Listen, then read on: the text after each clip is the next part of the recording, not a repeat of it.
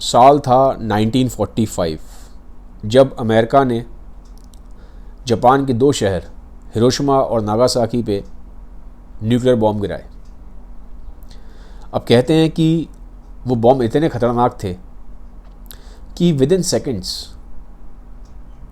Hiroshima शहर के 80,000 लोग एवेपोरेट हो गए और विद इन सेकेंड्स नागासाकी के अराउंड 40,000 लोग एवेपोरेट हो गए। तो आप ज़रा इमेजिन करो, एक सेकंड के लिए सोच के देखो कि इंसानी शरीर है और विद इन सेकेंड्स भाप बन गया। तो इतना ख़तरनाक मंजर था वहाँ पे। इनफैक्ट जो पायलट्स थे, अमेरिकन पायलट्स जिन्होंने ऊपर से बम को गिराया था, बम गिराने के बाद कई रातों तक उनको नींद ही नहीं आई।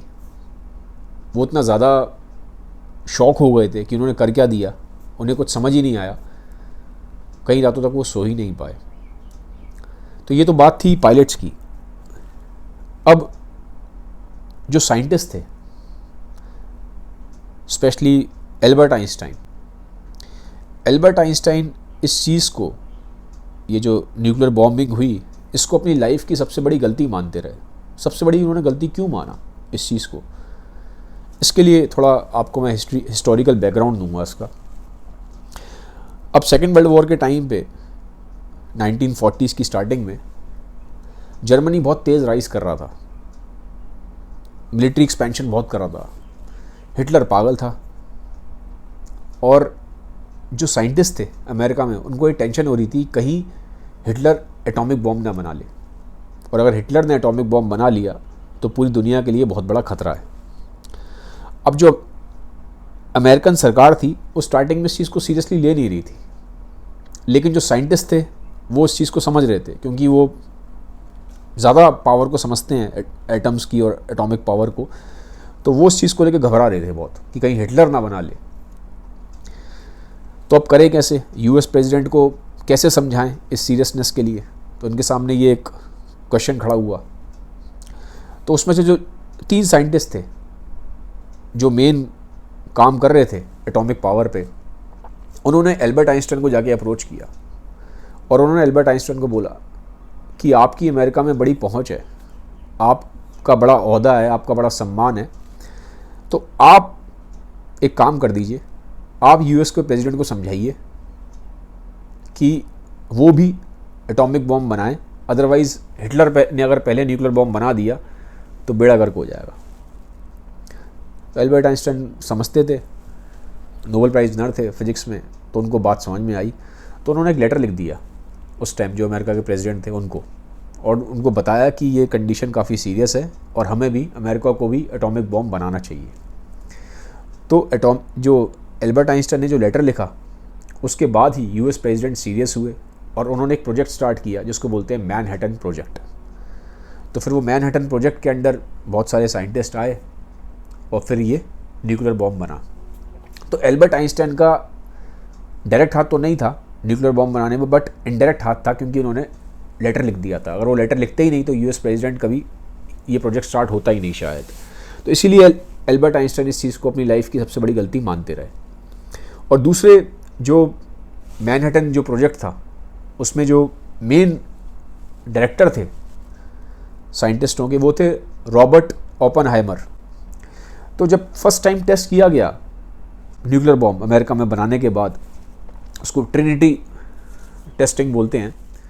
तो जब टेस्टिंग हुई और जब ये बम फटा फर्स्ट टाइम, जब टेस्टिंग के टाइम पे, तो जो सामने मंजर था, जो सामने नज़ारा था, वो देख के इतना ज़्यादा शॉक में आ गए थे रॉबर्ट ओपनहाइमर कि मतलब एक तरीके से ना जो एकदम से जो गुब्बार उठता है, एकदम से ना गुब्बार उठा, और जो इतनी रोशनी और जो इतनी हीट, वो कहते हैं कि ऐसा नज़ारा मैंने ज़िंदगी में कभी देखा नहीं। इनफैक्ट जो फर्स्ट लाइन्स उनके मुंह से निकली थी, जो सामने जो मंजर था उसको देख के, न्यूक्लियर बॉम्ब जब फटा, उस मंजर को देख के जो फर्स्ट लाइन रॉबर्ट ओपनहाइमर के मुंह से निकली, वो कुछ इस तरह से थी, now I become death, now I become death the destroyer of worlds.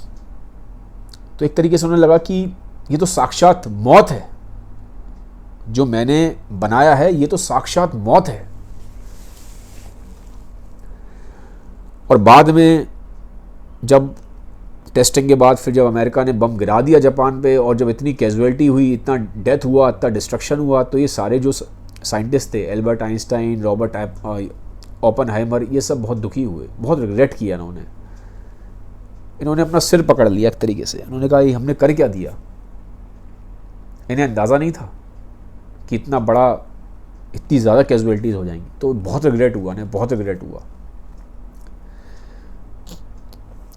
तो अब इस रिग्रेट को समझने के बाद, मतलब ये जो पछतावा इन्हें हुआ सारे साइंटिस्टों को, तो अब इन्हें लगा कि अब दुनिया को समझाना पड़ेगा, सीरियसनेस बतानी पड़ेगी इन न्यूक्लियर बॉम्ब्स की, अदरवाइज़ तो दुनिया के लिए बहुत बड़ा खतरा खड़ा हो जाएगा। ये तो बहुत बड़ा खतरा है, लेकिन अब समझाएं कैसे दुनिया को कि खतरा है। तो ये इनके सामने एक बड़ा सवाल खड़ा हुआ, क्योंकि साइंटिस्टों की जनरली जो लैंग्वेज होती है वो साइंटिफिक होती है, उसमें टेक्निकल वर्ड्स होते हैं, जार्गन्स होते हैं, कॉमन मैन उनसे कनेक्ट नहीं कर पाता। तो कॉमन मैन को कैसे समझाएं कि न्यूक्लियर बॉम्ब इतना सीरियस है। तो इसके लिए फिर 15 साइंटिस्टों की टीम बनी। उसमें से 13 तो नोबेल प्राइज़ विनर थे, वर्ल्ड के जो बड़े बड़े सारे साइंटिस्ट, ठीक है। तो एक ग्रुप बनाया इन्होंने, टीम बनाई, एक ग्रुप बनाया जिसका नाम था बुलेटिन ऑफ एटॉमिक साइंटिस्ट। और मेनली इसमें जो लीड कर रहे थे, इस तरह से जो इनिशिएट किया वो एल्बर्ट आइंस्टाइन का इनिशिएशन था।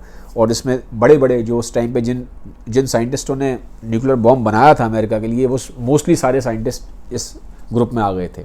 और वो चाहते थे कि अवेयरनेस फैलाएं, लोगों तक बताएं लोगों को कि न्यूक्लियर पावर कितना ज़्यादा डिस्ट्रक्शन कॉज कर सकता है। तो अब हुआ क्या कि करें कैसे इसको। मैंने फिर बोला क्योंकि कॉमन मैन को साइंटिफिक लैंग्वेज समझ में नहीं आती।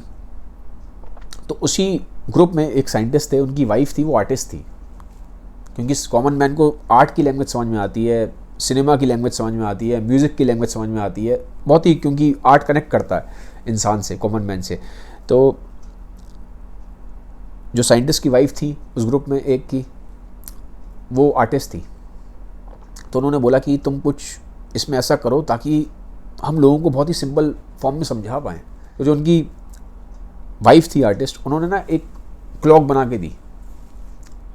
और वो क्लॉक कोई ऐसी क्लॉक नहीं है जो हमारे घर में दीवारों में टंगी होती है क्लॉक, जो घड़ी में टाइम बताती है, या फिर जो हम जनरली ये सब घड़ी पहनते हैं, तो इस टाइप की घड़ी नहीं थी।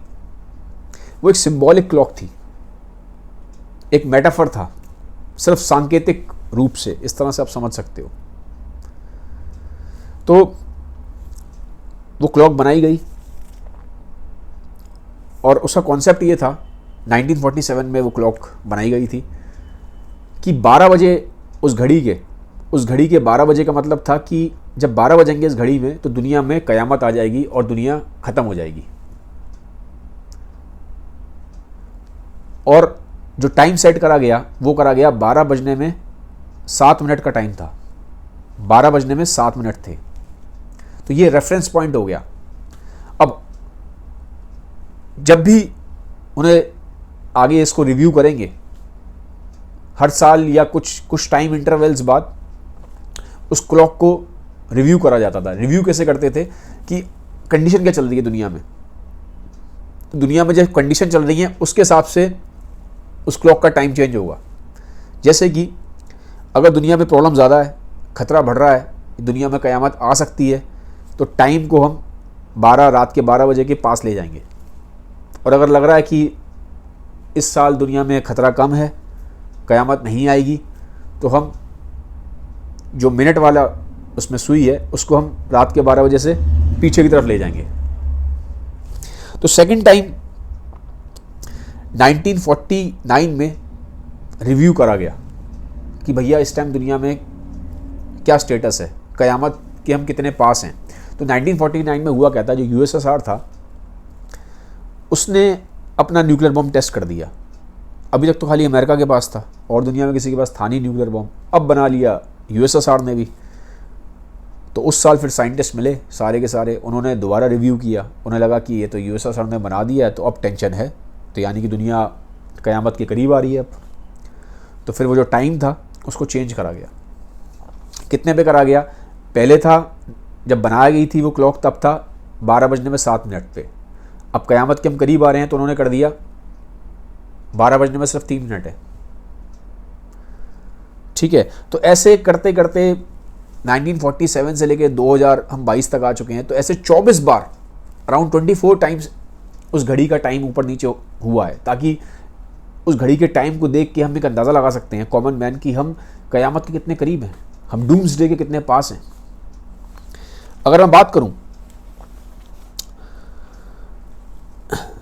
मिनिमम टाइम की, ठीक है, तो सबसे जो 24 बार टाइम रिव्यू करा गया तो मिनिमम टाइम कितना रहा, मतलब कितना हम सबसे क्लोजेस्ट आए हैं क़यामत के, तो वो आया है पहला 1953 में। 1953 में क्यों? क्योंकि 1953 में यूएसएसआर और यूएस दोनों ने हाइड्रोजन बॉम्ब की टेस्टिंग करी थी विद इन 6 मंथ्स।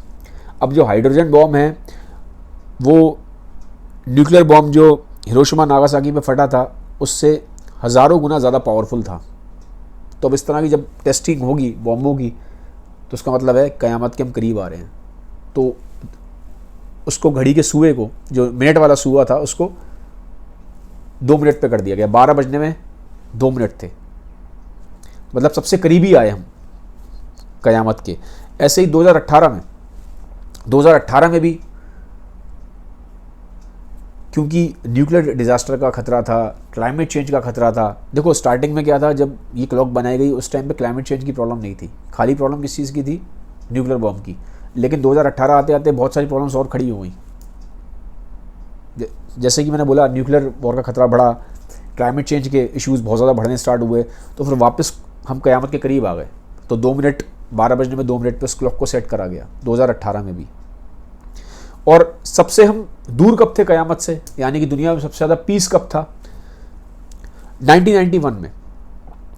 1991 में हम 12 बजने में रात के उससे 17 मिनट पीछे आ गए थे, यानी कि हम पीसफुल टाइम में थे। क्यों थे? क्योंकि 1991 में कोल्ड वॉर ख़त्म हो गया था। जो यूएस और यूएसएसआर के बीच में कोल्ड वॉर चल रहा था उसकी एंडिंग हो गई, और इन दोनों ने ही डिसाइड किया कि यार अब हम जो इतने हमने न्यूक्लियर बॉम्ब बना लिए इसमें हम थोड़ा सा हम कमी करेंगे।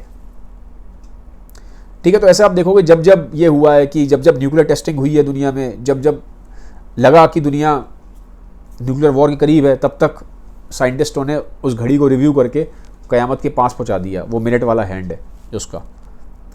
और जब जब लगा कि शांति है तब तक उसको दूर कर दिया।